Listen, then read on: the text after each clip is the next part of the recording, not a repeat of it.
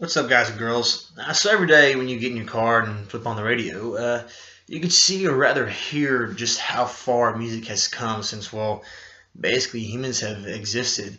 From the days where Neanderthals would sit around campsites and, hum various hymns to themselves, to the now present day genre of music to where everything's done almost all electronically. You can realize just how far we have come. From the psychedelic 60s smooth rock about war and peace to the hardcore rock now where you can barely understand what the artist is saying. It blows my mind to think about the advancement of music. So that's what I want to talk about today. Now there are many different points you can hit on when talking about the advancement of music.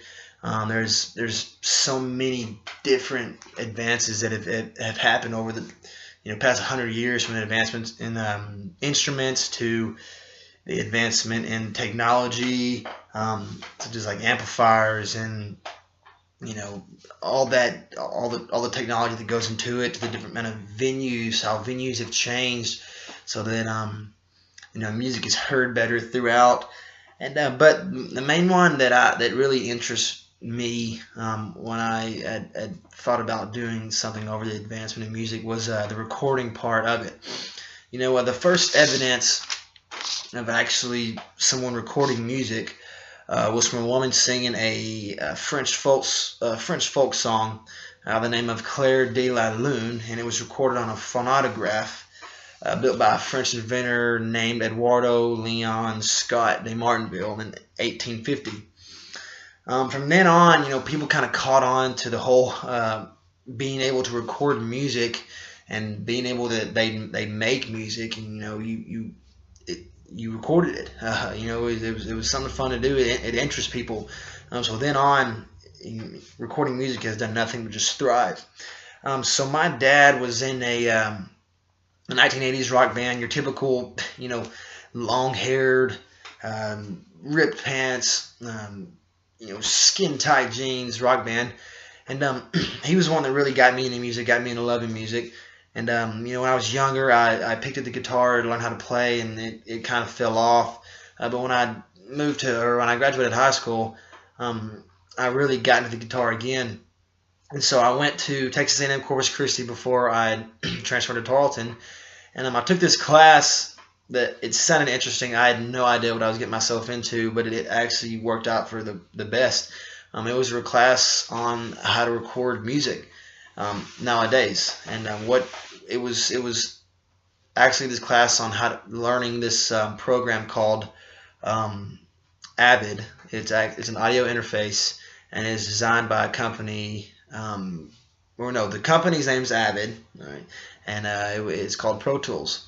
And with this program, you can do anything with music you can imagine. You can make any kind of music. You can lead it. You can be the drums. You be the guitar. You sing it. Put your effects in it. Anything you want to do.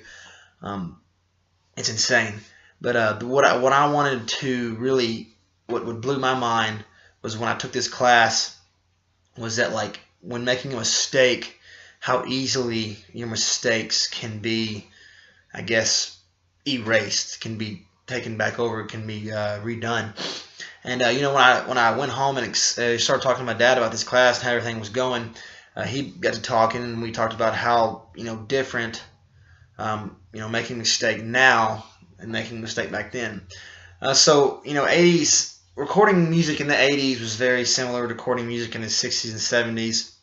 You can go on YouTube and type in any kind of old school band recording music, and in the studio, and you'll see in the background the tape steadily spinning, recording music. And it was all recording on videotape. And if you messed up on this videotape, it was permanent. You couldn't backspace it. It was burned on the tape. So if you'd made a rather huge mistake or a noticeable mistake, you would have to take that tape out, find where exactly you messed up, and take it off, cut it out, record it on a new piece of tape, and then tape it back on there and record it all again. So it was quite an interesting process. It took you can imagine how much time it would take, and then money. Time costs money. So I mean, it would be a rather large mistake. But when now on this Pro Tools, making mistakes, it's very easy to get rid of them. It's like backspace on a computer. To explain some of the details on this new Pro Tools, just like any program like Microsoft Excel, Microsoft Word, or PowerPoint, you have to gain some kind of knowledge on it. So it takes a little bit to learn it. But once you learn it, it's honestly quite astonishing what you can do. So when you open it up, you build these different columns, and in these columns you have your guitar track, your bass track, your vocal track, your drum track, and you obviously record the different ones inside each of those tracks.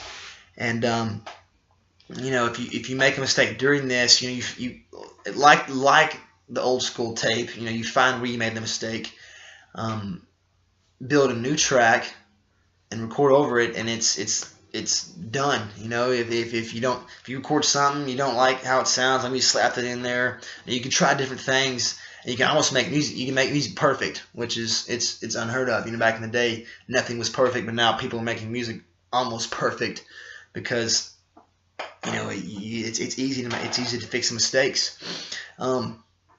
But it's quite it's incredible what this program can do.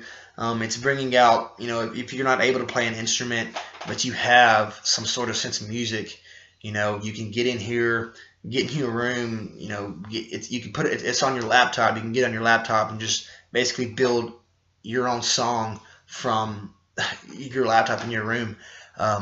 This is creating so many different types of music coming out. You can tell, from back in the day when it was just, rock, you had rock, rap, country. Now you got soft rock, you got hard rock, you got different types of rap, different types of country, and this has all come from taking everything from that tape and moving it to this program of Pro Tools. And there's similar programs. There's like Pro Tools, but the main one is Pro Tools by Avid. It's quite incredible to see where it's taking music, and where the future of music is going. And it's bringing out so many different artists, and people. Society is broken up to where different people love different types of music. And I'm honestly extremely, I'm really looking forward to seeing what the future of music has to hold. Thank you very much.